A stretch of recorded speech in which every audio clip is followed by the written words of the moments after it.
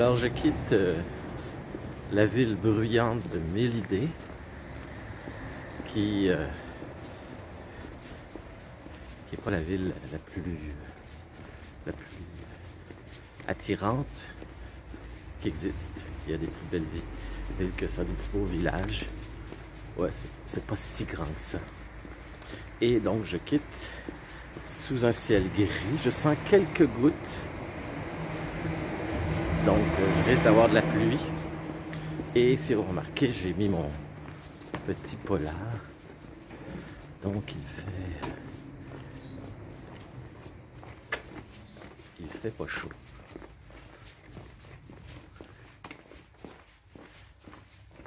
Alors c'est ça. La vague de chaleur est terminée. Assez rafraîchi. Mais ça, je l'avais lu en météo, à la météo. Donc c'est pas une surprise. Que ces fanions représentent le jubilaire, le jubilé de Compostelle. Alors, qui devait avoir lieu l'année dernière, mais avec la COVID, ben, ça a été reporté à cette année. Alors, qu'est-ce que c'est? C'est que quand la fête de Saint-Jacques tombe un dimanche, ben, ça devient une année jacquaire. Qu'est-ce qu'une année jacquaire? Ben, c'est ça. C'est que tout le monde fête ce fameux dimanche Saint-Jacques. Alors, il y a plein de monde à Compostelle. Et c'est dans quelques jours, dans 2-3 jours, ben, ça devrait être plein.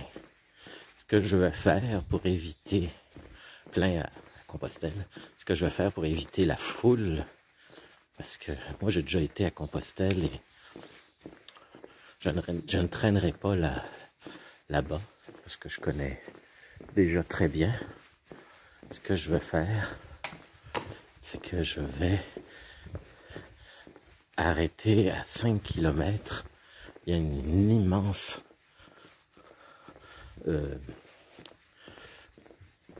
albergué de 400 places, donc il y a de la place en masse et je vais dormir là à 4-5 km de Compostelle pour éviter les complications de trouver un endroit pour dormir, parce que ça va être plein, il va y avoir beaucoup de monde et donc je vais arriver plus tôt. Ça va être plus facile pour moi de chercher un endroit pour passer la nuit. Et ensuite, on verra. Alors, comme vous pouvez le voir, la pluie a commencé. Ce qui n'est pas un mal, ben, pour nous, les marcheurs, on n'apprécie pas toujours ça, mais pour le drame des incendies qui a lieu en ce moment partout en Espagne avec la grosse chaleur, ben, puis le rafraîchissement, c'est une bonne nouvelle.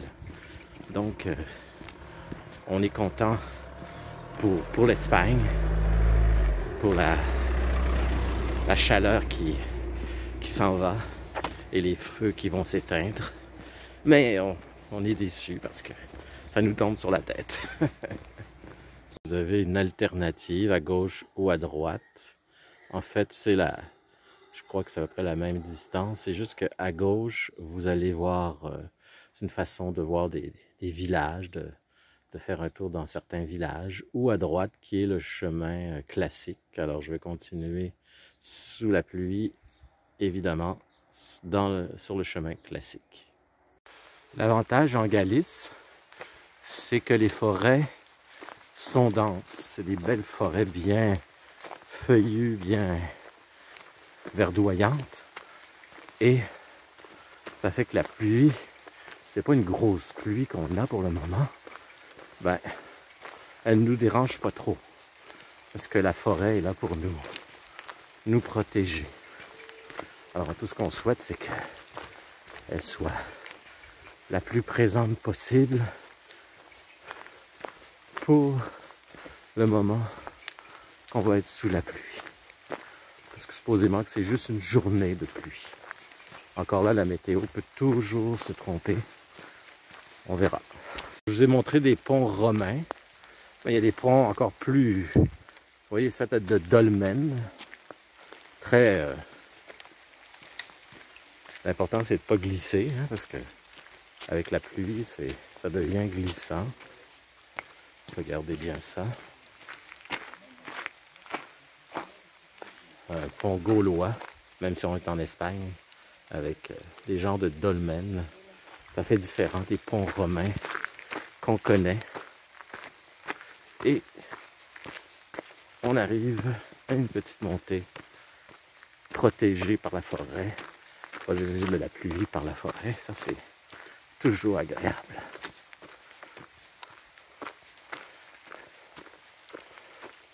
Comme ceci. Vous voyez comme les forêts sont jolies et accueillantes ici. Il y a quelque chose d'extrêmement reposant. Même plus reposant, même si j'aime pas la pluie, plus reposant avec le bruit de la pluie sur le chemin. Alors pendant une semaine, plus qu'une semaine, je n'ai pas vu ni chien, ni chat, ni vache, ni mouton sur la Meseta, mais quand vous arrivez en Galice, ben, vous avez des vaches. Beaucoup de vaches. C'est une terre de vaches. Salut toi! Hein? Bonjour! N'aie pas peur. Tu passes à la télé.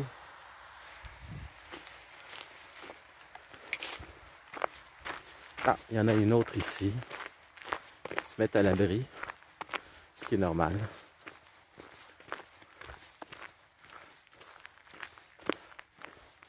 Alors j'ai toujours trouvé que la Galice, à part le côté celte, le paysage ressemblait verdoyant comme au Québec l'été.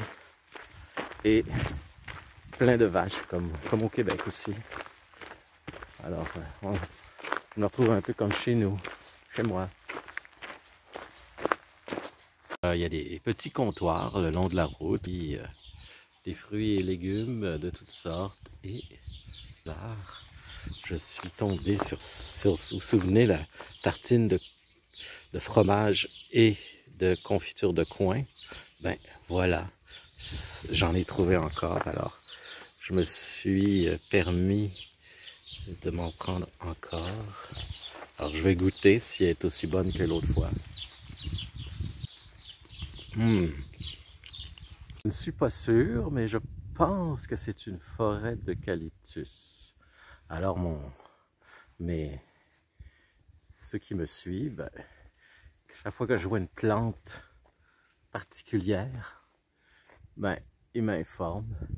Comme l'autre fois, la plante avec des épines, c'est un arbre à singe. Quelque chose du genre. Le nom m'échappe, mais en tout cas, il y a le mot singe. C'est un arbre, je pense que c'est un arbre à singe. Puis, est-ce que ça, c'est des eucalyptus? Je me pose la question. Je sais qu'on en croise beaucoup. J'aimerais bien le savoir. Ça aussi, c'est un arbre étrange. Des arbres, des drôles d'arbres ici qui ont été plantés. Ça sent, il y a des odeurs que je ne reconnais pas tellement ça sent bon. Alors, est-ce que c'est les eucalyptus? Est-ce que c'est ces arbres-là? Vous voyez, je me pose la question. Peut-être que je suis dans les patates et que ça n'est pas ça. Vous voyez ces arbres-là? Étranges. En tout cas, je ne suis pas du tout un spécialiste dans botanique. Mais chaque fois que je me pose des questions sur le chemin, j'ai la chance d'avoir des réponses. En vous remerciant d'avance de votre aide. Alors, sur le chemin, on a des cartes comme ça. On ne peut pas ne pas se perdre. Regardez, je suis à Operoxa, qui est juste ici, vous voyez. Et je continue comme ça. Je m'en vais jusqu'à Arzua. Mais comme il pleut, peut-être que je vais arrêter à Arzua et ne pas continuer. Je pensais continuer un peu plus loin. Mais donc, c'est ça qu'il faut. Là, je suis ici. Et il faut que je fasse tout ça. Je pense que ça doit être à peu près une dizaine de kilomètres. Et vous avez aussi une carte plus générale, vous voyez, de la Galice. Et, vous voyez, Santiago. Je suis ici. La région qui est illustrée en agrandi est là. Vous voyez, alors on est très proche de Compostelle. Alors, le bonheur actuellement, c'est qu'il n'y a personne sur la route. Alors, ça faisait plusieurs jours depuis Sarria, avec les 100 derniers kilomètres, que j'avais plein de monde. Et là, il n'y a plus personne. Vous allez me dire, c'est à cause de la pluie. Les gens ont eu peur de l'eau. Non, je vais vous dire la raison, je la sais très bien. C'est que j'ai dormi à Mélidée. Et Mélidée, c'est un village intermédiaire. Ce n'est pas un village, c'est pas une étape principale. Alors, les gens sont soit en avant de moi, ou soit en arrière de moi. Mais pas avec moi, parce qu'on était, je pense qu'on était 4 dans l'albergue à Mélidée. Donc, pour ceux qui veulent entreprendre le chemin, comme moi je le fais, et qui ont peur, pas peur, mais qui ça les agace un peu de faire les 100 derniers kilomètres avec autant de monde, le truc, et je vous garantis, ça marche, c'est de dormir, non pas dans les étapes principales, vous les voyez si vous allez sur gonzo.com, alors Gonzo, vous avez les étapes principales, c'est un site, et l'idée, c'est de ne pas dormir dans les étapes principales pour les 100 derniers kilomètres. Autrement, il n'y a aucun problème. Il n'y a pas trop de pèlerins en temps normal. C'est juste les 100 derniers kilomètres où ça triple. Donc, j'ai eu l'instinct de dormir à Mélidée. Je n'étais pas supposé aller là, mais je me suis dit, tiens donc, je vais essayer ça. L'albergue m'inspirait un peu en plein cœur de la ville. Et j'ai eu raison parce que, regardez, c'est sûr qu'il y a la pluie, mais quel bonheur de marcher dans le silence des oiseaux et du bruit de l'eau. Vous ne pouvez pas imaginer le plaisir que ça apporte. Regardez, vous entendez les arbres frémir dans le vent. Et c'est génial. Vous vous demandez peut-être pourquoi les gens arrêtent à ces étapes principales. La raison est simple. C'est qu'il y a vu qu'il y a beaucoup de marcheurs et qui veulent être sûrs d'avoir un endroit pour dormir, ils s'arrêtent aux étapes principales parce qu'il y a plus d'albergués, plus de choix. Ils sont nombreux, souvent ils sont en groupe, donc ils veulent tous être ensemble. Et la raison est là.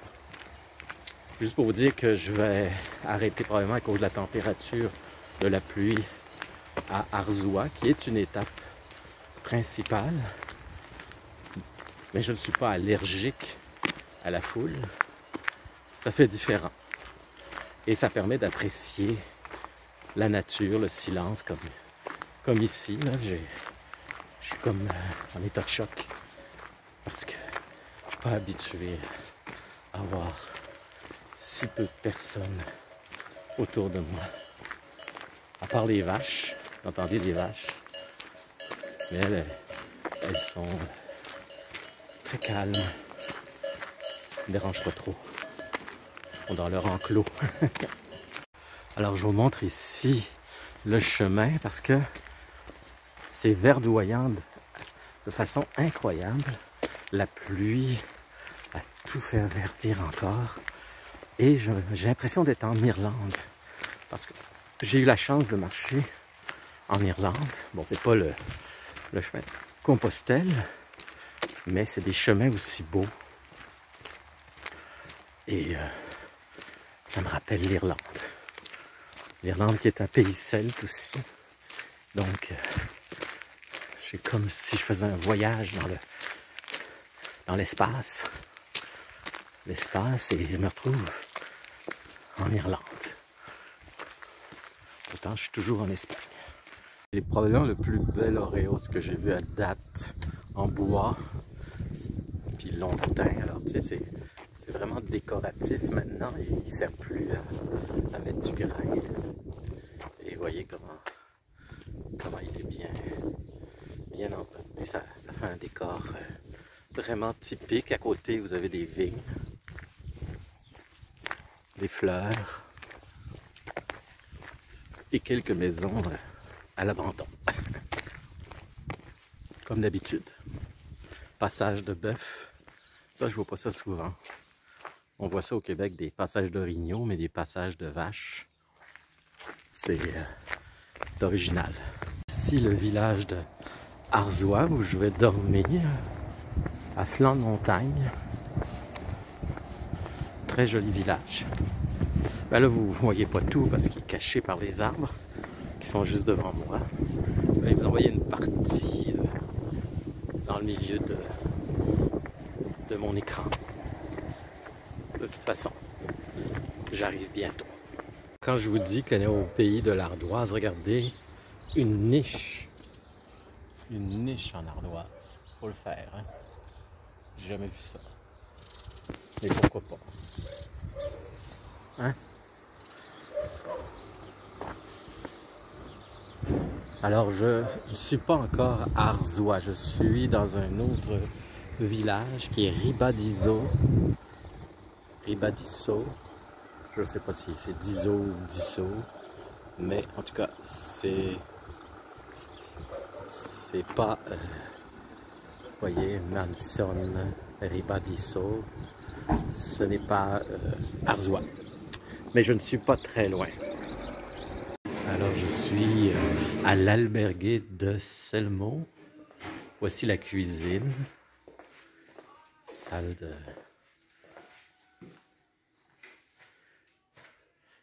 de lavage et de douche. Et je vais vous montrer la salle de dodo. Ceux qui ont vu La Grande Vadrouille avec Claude Funès et Bourvil savent les hospices de Beaune, ce qui est un hôpital, il y a des rideaux rouges qui séparent les malades. Et là, j'ai l'impression d'être dans une comédie de Louis de Funès. Parce que c'est des rideaux qui séparent les chambres. Et tadam! Voici mon lit. Mais je ne suis pas malade.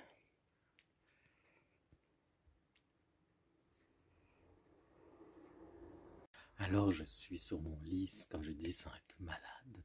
Mon lit séparé par des rideaux qui fait très original. Et demain, je suis dans le village attendez, non. Arziac. En tout cas, je l'ai donné assez souvent, là. Et la prochaine étape, c'est Opreduzio. Ensuite, c'est Monte de Gonzo. Monte de Gonzo, c'est à 5 km avant. Alors, comme je le disais, je vais préparer mes arrières parce que à Compostelle, il va y avoir beaucoup de monde. C'est une année jacquère, comme j'ai expliqué, où plus de monde viennent à Compostelle fêter Saint-Jacques. Donc, pour éviter la foule, en arrivant, je vais dormir 5 km avant à Monte de Gonzo. Là, il n'y a pas de problème de place parce que c'est une albergue de 400 places. C'est immense.